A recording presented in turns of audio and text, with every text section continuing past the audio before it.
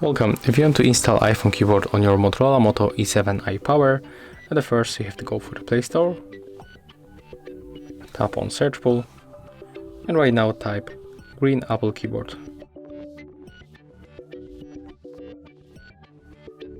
Let's install.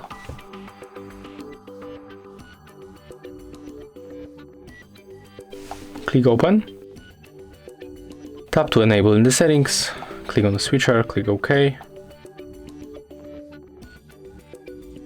Tap to switch input methods and switch to English United States green Apple keyboard and tap finish.